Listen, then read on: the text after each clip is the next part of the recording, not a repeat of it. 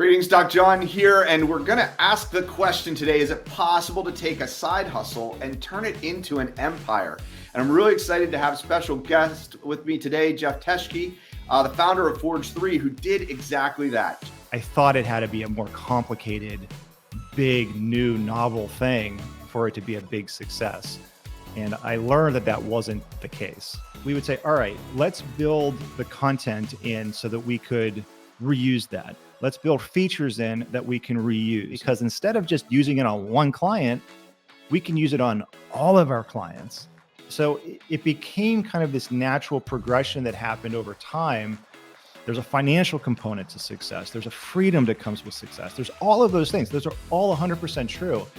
But instead of glamorizing those things, to me, the glamour is the grit and the time that it takes to build something. And it's not pretty for a lot of people, but for me, I think it's beautiful. All right. I love that aspect of it. Jeff, welcome to the channel. Really glad you're here. Good to see you. Glad to be here. Tell us a little bit about Forge3, the company that you started as a side hustle, then really grew, and I mean, ultimately has even been an exit for you. So I'd love to just hear a little bit about that organization, and we'll get into your founder story.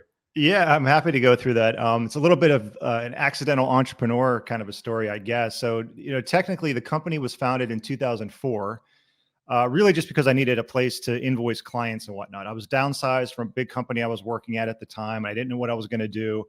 And I knew how to build websites back then. And I said, all right, I'm going to build some websites for people on the side. I needed an LLC or something. I learned all this on the fly to invoice people. And I was like, all right, I guess I'll just create an LLC. And so Forge3 was founded in May of 2004. And really it existed through a period of time, really for the first 10, 12 years. It was there. It made income because I was building websites for people. And then increasingly I was doing digital marketing activities for people, and social media became more popular, and email marketing became more popular, and those types of things. Started to have a small team of subcontractors that would help because I couldn't do it all myself and whatnot. But it was a very it's like a flat line kind of a company. You look at revenue year after year after year, and it was kind of this, it was fine. It supported everything. But it certainly wasn't anything to be interviewed about or to talk about or there was no big success story that came from that. And there were a lot of different failures that first 10 years or whatever of the company, where I took these like swings for the fences, right? I tried this big thing with a mobile scavenger hunt game, and then tried an asset management tracking system, which was like my first SaaS type product that I tried. Tried to create an inner circle kind of a thing where it was like, learn how to use websites and social media. It was like a membership thing. And safe stacks I created. There are all these different things that just didn't work, right? But ultimately in 2016, we niched down. It was a very small team at that point. It was me, a couple of subcontractors, maybe one, maybe two full-time folks on the team. And it was kind of just frustration. It was desperation. It was like, why can't I grow something? It's been now over a decade, and I feel like I'm just here in quicksand doing the same thing over and over and over again. You eat what you kill is kind of what people would tell me. You go out, you find a big client, and you quote unquote kill, and then you bring it in, and then you feast. And then you look up, you're like, whoa, wait a second, the feast is gone. We got to go do that again and kind of start from scratch. And it was just frustrating. It was a hard way to make a living, and I was getting tired of doing it that way. So anyway, we went offsite and we sat down, and I said, all right, I have some connections in the insurance space. That was my previous career that I was downsized from. What if we create a platform, a website platform, do what we're already doing? We've been doing this for over a decade, but why don't we create a platform out of it? And instead of doing things over and over and over again from scratch and charging $10,000, $20,000, $30,000 a pop, which not everybody can afford anyway, let's just charge a couple $100 a month and let's see what happens. So we sat in this room, created something called Active Agency, which was a website platform for insurance agencies, so very niche down. And essentially it took off, basically. We didn't look back. We sold the first 30 accounts within a couple of months. We called them launch partner slots. And then we just kept going deeper and deeper into it and took it more and more seriously, updated our website to show that we are a specialist and this is what we do. We have a platform, and things really took off. And then 6 years after that, so in July of 2022, the company was acquired by a competitor. Yeah, that's amazing. One of the things I love about your story is, a lot of times when people think entrepreneurship, they think high growth entrepreneurship, kind of the big giant platform that everybody in the world will use and becomes the next Amazon. And your kind of journey trying to approach those types of things, and it was the side hustle that ultimately really took off and became a pretty substantial force. I know in the experience I've had occasionally in the insurance industry, it's anybody that has a website as a small agency, they're using Forge3. It just seems like that's the gold standard. Yeah. And I just love the way you went from, just that it was like the simple thing that was almost like just keeping the lights on to all of a sudden that was the main thing, and niching down to get there. Yeah. And honestly, I was, so looking back on it, it's kind of obvious to me now. It's like, why didn't I just do this earlier? Right. But I was kind of kicking and screaming. I was like, well, that's too easy. Like, that's not, like, I don't want to do that. And insurance, like my dad was in insurance his whole career, and I don't want to be Bob's son. And like, it wasn't anything that really appealed to me. I later learned that what did appeal to me was the business part of it and seeing the impact that we could have on people. And I became very passionate in that. But I didn't start with this deep-seated passion for insurance or anything, right? That was kind of a learned thing that happened over time for me. But like I said before, I tried all kinds of different things that I thought it had to be some big, crazy, made-up idea that never existed on the planet before, and I'm going to do that because that's how you become successful. And there were some little glimpses of success with some of those things, like iSpot, it's spelled ISPOTT. This is back in the mid 2000s, before iPhones and apps and all of that. It was a mobile scavenger hunt game played with cell phone cameras, and Microsoft called. They found it. They wanted to use it. So we ran this big campaign with Microsoft and Sprite. That led to other opportunities. With the NFL was reaching out, to NASCAR and Mandy Moore, and just like Hollywood, and all these crazy things were happening, and ultimately led up to an acquisition offer out on the West Coast. But that all fell apart. So there were like some of these glimpses of like, oh no, that fell apart too. Right. But like this whole time, it was this obvious thing that it came easy to me. I always understood technology. I understood the web. I kind of grew up with it, and I saw it from the very beginning as it was advancing. And it was almost, I guess, in my mind, too easy, which it's not. Obviously, building any kind of company is not easy, but I thought it had to be a more complicated, big, new, novel thing for it to be a big success. And I learned that wasn't the case. Yeah.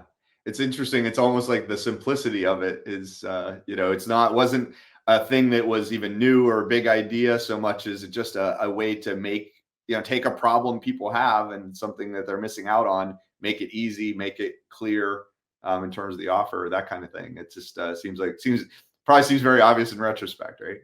Yeah. And I find myself falling into this trap still, where I'll look at something and say, well, that industry looks boring to me, or behind the times, or and I find myself, this is not the correct way to look at things, but I find myself saying, well, that's just got to be the way it is. Yeah. But looking back on it, what I've learned is that that's where the opportunities are.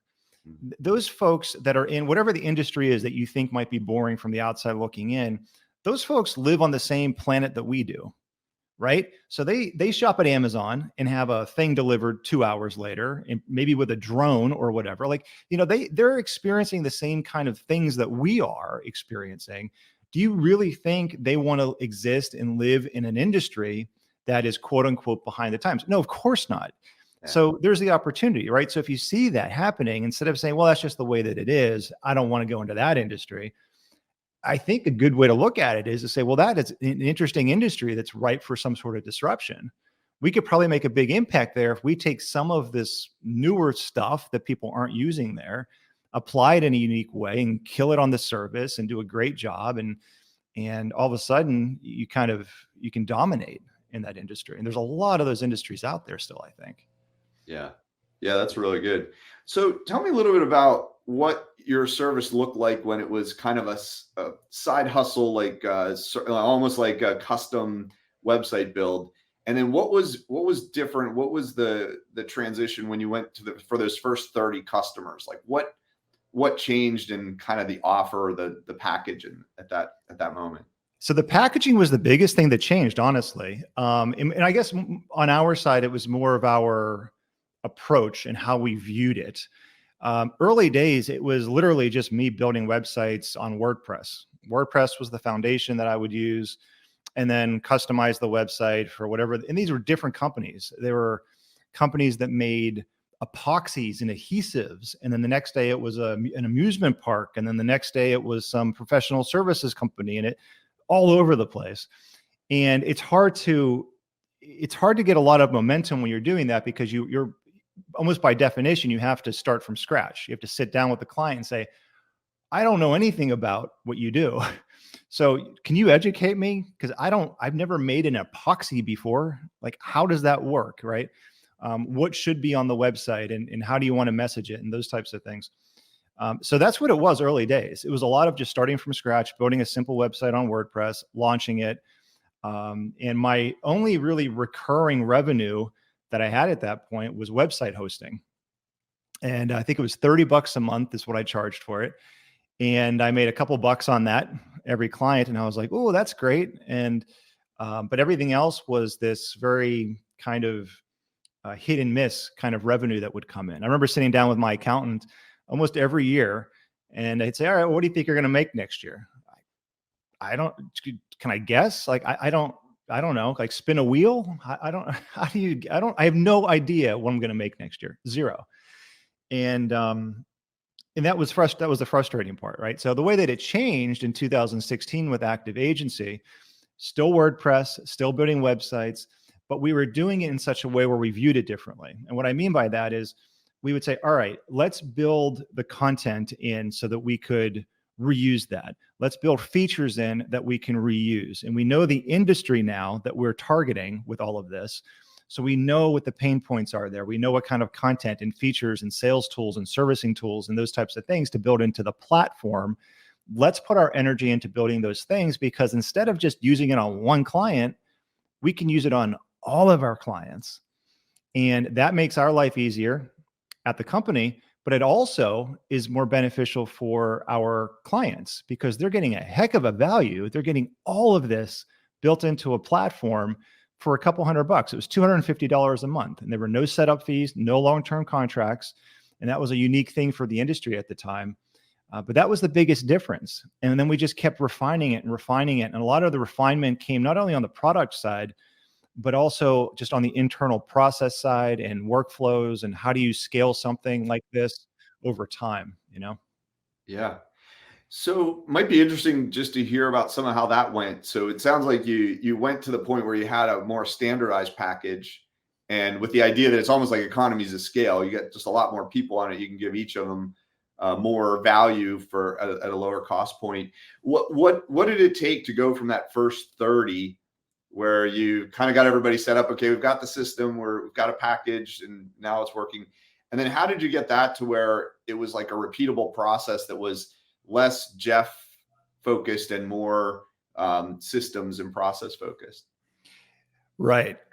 So that's always a tricky transition to go from, especially a single person, like a founder that knows how to do a service, and transitioning away from that person into starting to build a team and taking hats off and putting the hats on other people. So that was definitely a tricky transition that happened. As far as the team, I kind of got lucky in some ways, where I just met the right people at the right times, and some key people that became really close friends and colleagues of mine. One that I talk about quite a bit is Monica. I bumped into Monica at a Panera Bread. It was just a weird kind of chance thing, where she was meeting with somebody that I was meeting with after her, and we swapped business cards, and then she became kind of a subcontractor initially. And in later days, kind of later in the story, there are people like Devin and Liz, and you have these people that become kind of core pieces of the puzzle that help you scale. and help you kind of transition into creating a process and a system out of things. So it was a little bit of that, it was a little bit of finding the right people that could help me offload some stuff. But, the first 30 clients came in pretty easly. I remember sitting down saying, all right, we're going to call them launch partners.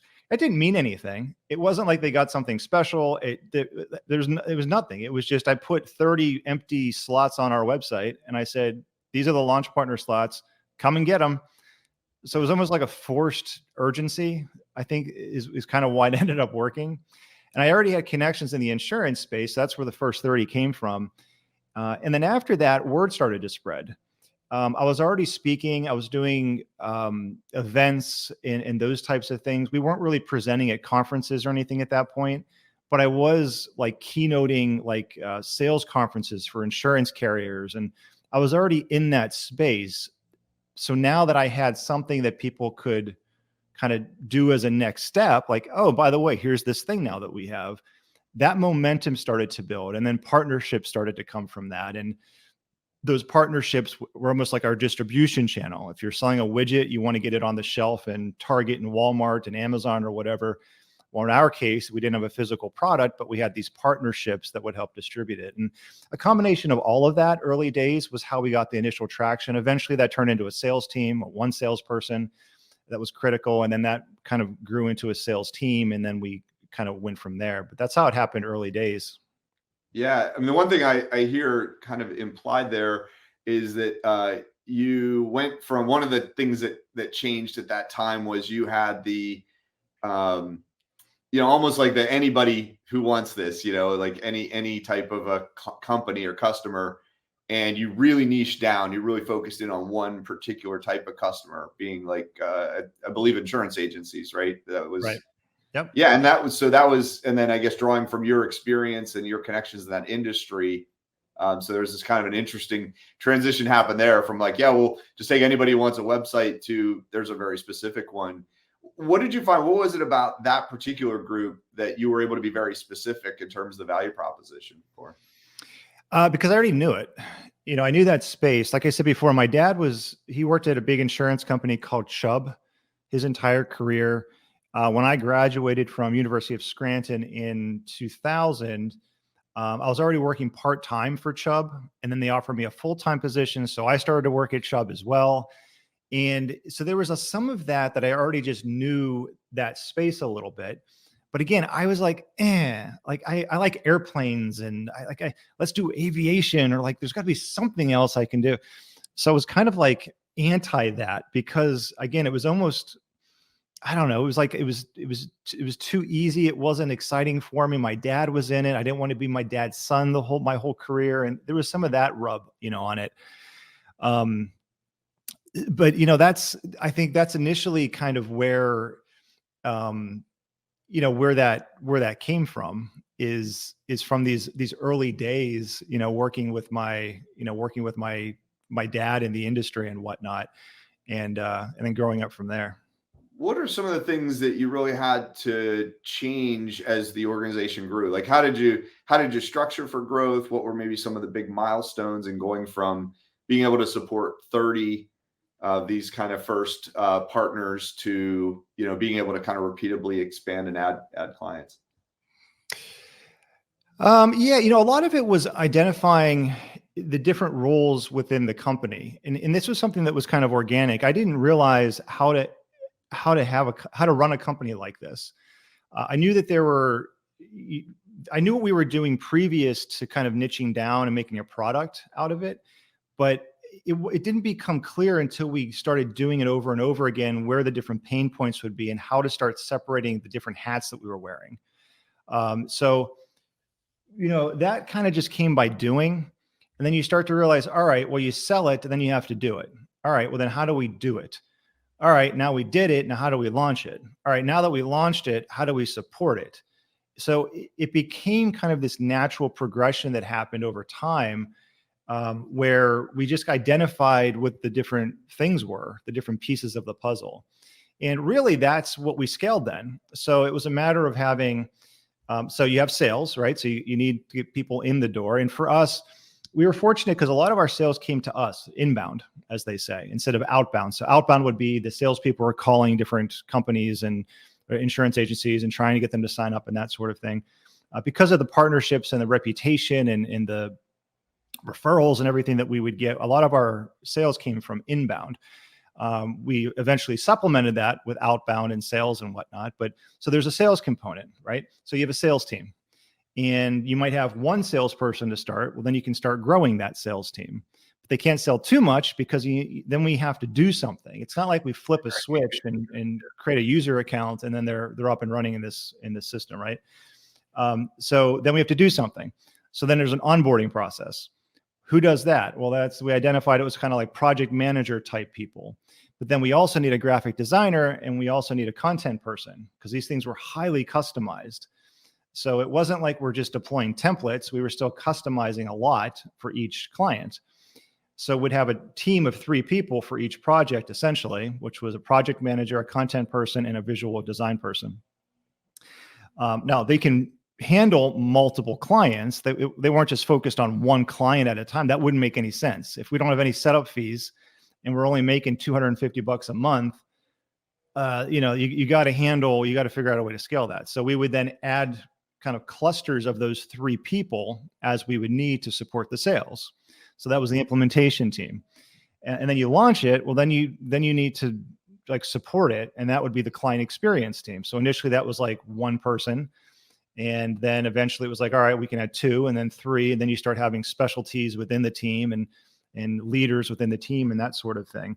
So primarily, like those were the pieces that we identified. And then over time, we would just add, kind of replicate it, right? And we didn't create that many new roles. We did have some new roles, like kind of management level roles that would help coordinate different pieces. And we started to have specialty roles and we needed somebody to help with the product and the technical stuff. And there were some specialty rules around that, but ultimately it was a matter of scaling those positions that I mentioned in those buckets.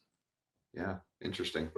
So where did competition come into play? It sounded like you were almost in a little bit of a greenfield when you started. Did you find others try to replicate what you're doing, or what was the competitive dynamic for you? Yeah, there were competitors from the very beginning, which some of them I didn't even know about because this wasn't very thought out. I wish I could say that we came up with some big strategy in some room somewhere and flow charted it and identified this is our business plan on how we're going to take over the world and all this kind of stuff. We didn't. As I mentioned before, it was kind of like this frustration. It was like, I don't know, let's just create this thing and see what happens. And there wasn't much thought put into it at all. So, but yeah, there were competitors. The competitors were stale, like not innovating, not doing anything. The customer service piece of it was lacking, not a great reputation. There weren't many options for insurance agencies out there in the marketplace. And then we kind of just came barreling in and we didn't have setup fees. That was a new thing. A lot of other competitors had setup fees. So that immediately made us different. And also no contracts. You're not signing up for a year term or something like that. It's just month to month, which was also different as we found out. And the combination of those things and us just, obviously it's going to sound subjective, but even objectively looking at data, us doing it just way better and executing at a much higher level and the product being much better is what kept us.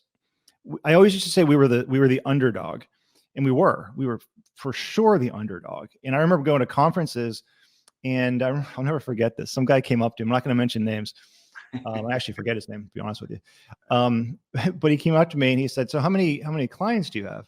I said, I don't know. I think we're like at 27 or something. He's like, oh, you're happy with that? I'm like, wait, excuse me? Like, we're just getting started, dude. Like, yeah, I think it's pretty cool that we have 27 right now, actually,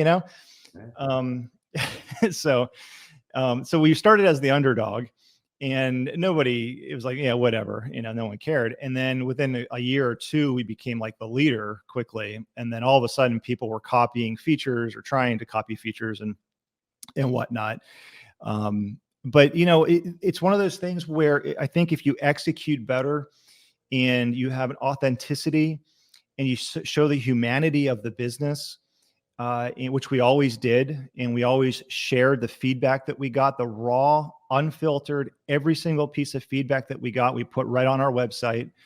And our average was like a 9.6 out of 10 across hundreds and hundreds and hundreds of, pieces of feedback that came in. We had nothing to hide. And I think people resonate with that. And it's very difficult to compete when you have that reputation built up and you have the goodwill of the industry and all of these people called clients and partners that speak so well and so highly of you. It doesn't matter if a competitor has a feature that they copied from us, because that's not really what clients are buying ultimately. Yeah, because you built like a loyalty. It does seem like there's a point of stickiness as well. Like it's not there's a good bit involved with changing a website. So even though you had the no cancellation, it wasn't a lot of as much risk of that as it might seem, just because there's the effort to get it set up, and if it's working, it's more likely that it's going to become part of the status quo. That was a little bit of luck too. That's absolutely true. You're totally right on that. Is that you kind of need to have a website.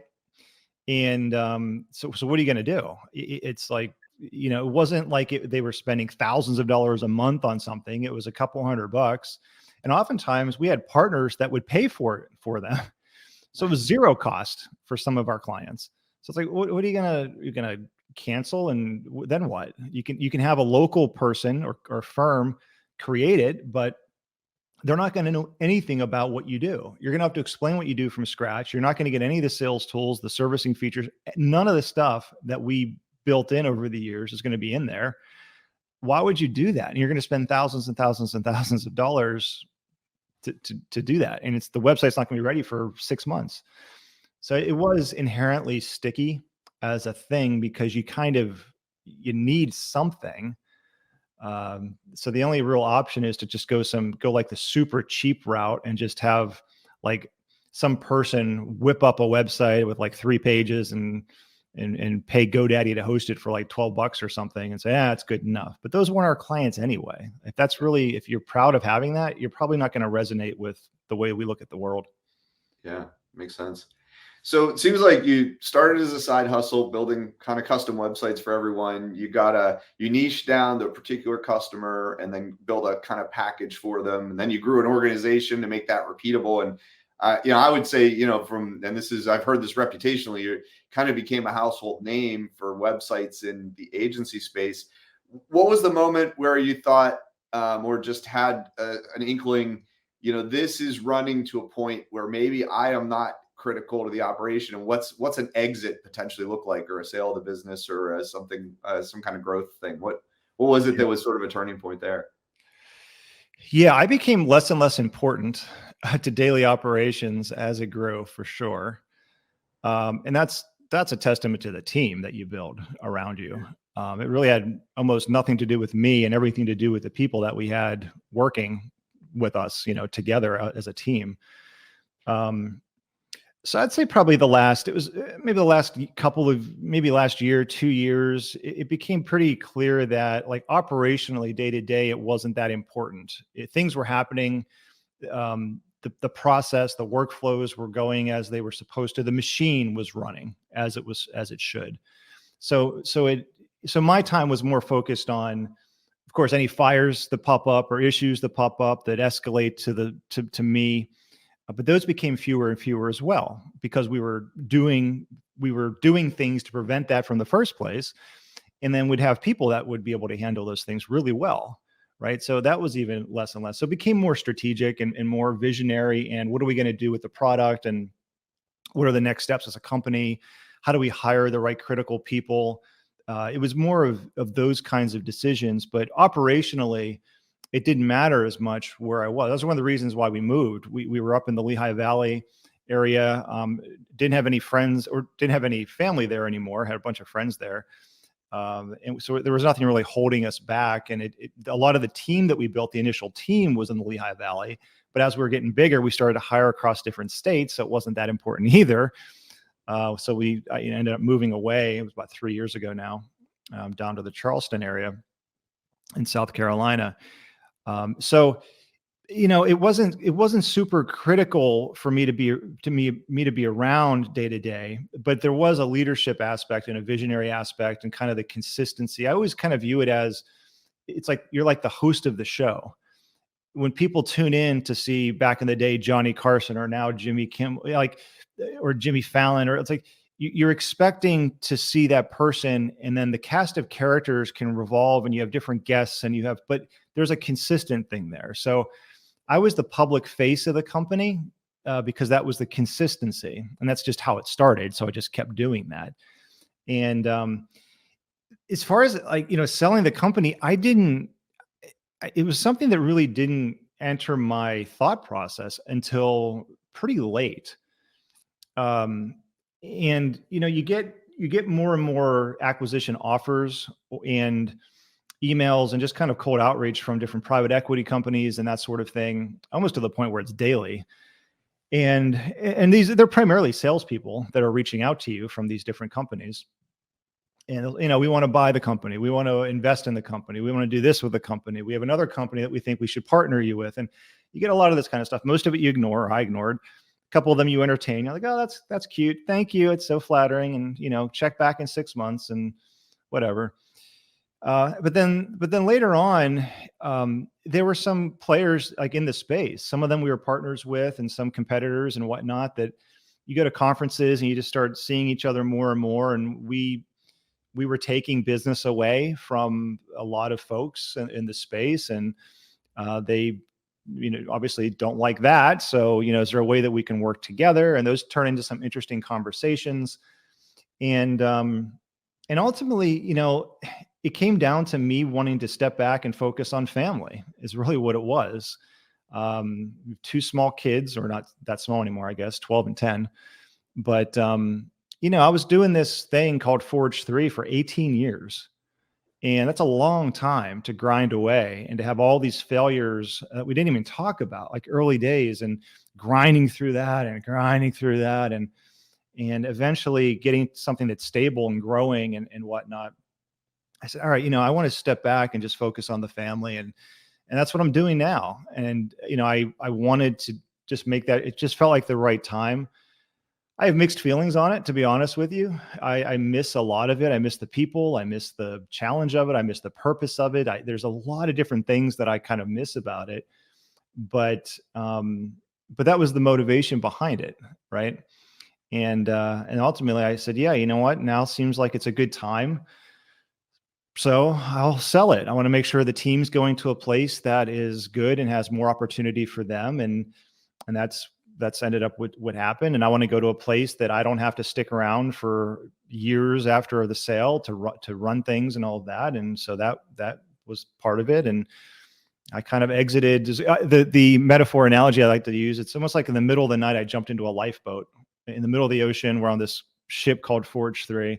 I jump into a little lifeboat and I just start paddling away. I don't know where I'm going, but I'm just trying to paddle somewhere. And this big ship that we built called Forge3 is just going off into the sunset with all of my team on it. And it's like, all right, no, I'll be around somehow. I'll call or something, see ya. And that was it, and it's almost been 2 years now since the acquisition happened. And, there are certain pros and cons to it that any founder or any person that exits a business would, I'm sure, share with you. But all in all, I don't have any regrets, in life. And I don't have any regrets on this either. Nice. So what is, we launched, we talked about launch, we talked about grow. What's Thrive look like for Jeff Teschke now? Like what's the next chapter in your journey, and what are you thinking about it at this moment?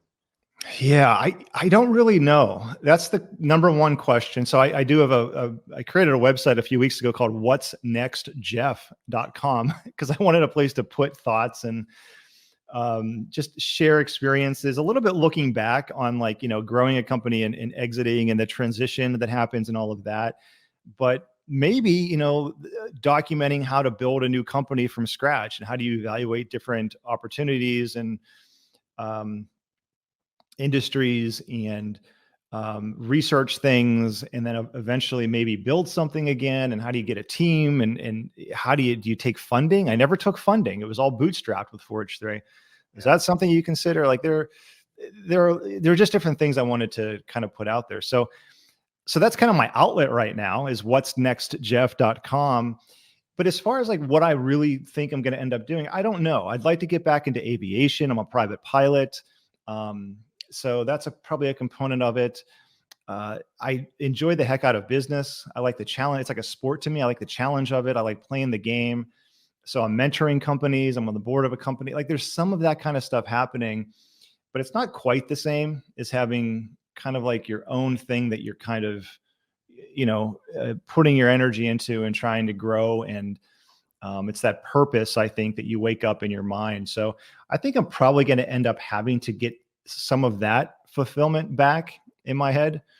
What that looks like, I don't know. But for now, I'm enjoying the heck out of the family and shuttling the kids around. I'm running the family like a business, essentially. I have color-coded calendars and alerts going off, or reminders set everywhere, and probably drive everyone nuts. But it's cool to be able to have that perspective and enjoy that moment, especially while the kids are relatively young, and they're not going to be here, forever living here. So I like being able to help out, around that for now. So we'll see. I don't know what the future holds, to be quite honest with you. I'm just going to have to navigate it, and I'm going to try to share as much of that process as I can in a raw way, kind of unfiltered way, on What's Next Jeff. Because I'd like to see more of that myself, honestly. I'd like to see more people kind of pulling back the curtain and sharing what it really is like. It's not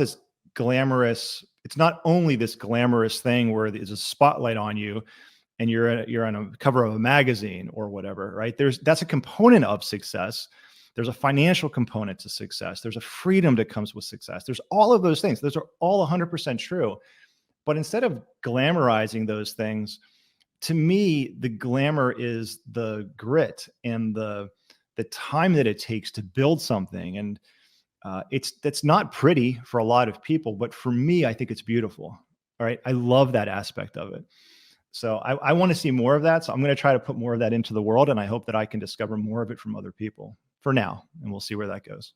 That's awesome. So embracing the grind, it's really, I might regret it, but we'll see. Yeah, I love it. Well, it sounds like you're thriving in the moment you're in, which is sometimes one of the hardest things to do, and it's really interesting to hear the ways you're looking ahead. So awesome. Yeah. Good stuff. Well, so if someone's watching this and thinking, I'd love to reach out to Jeff just for to see what this What's Next Jeff thing is looking like, or maybe just to gain some insight, what would be ways folks might engage with you? Yeah, that's probably the best place to go these days, is What's Next Jeff, WHATS next, NEXTJEFF.com. You'll find links to my social profiles and stuff on there as well, but it's probably the most relevant, I would say, probably for the folks listening, watching this, would be to check that out and follow along. If you're interested in this kind of thing and watching one person try to, figure out what's next and how to grow something potentially, that's the place to go. I love it. And I'll make sure that that link is in the description below for anybody who wants to click on it. Awesome. That'd be great. Jeff, thanks for being here. This was really excellent. Love hearing your story. You really have of the accidental entrepreneur, as I call it. You kind of have the entire journey, which is really great to hear. And I really wish you the best on this next chapter. I appreciate it. It's always fun to talk to you, and I appreciate the opportunity to be on here. Awesome. As I always like to say, keep going.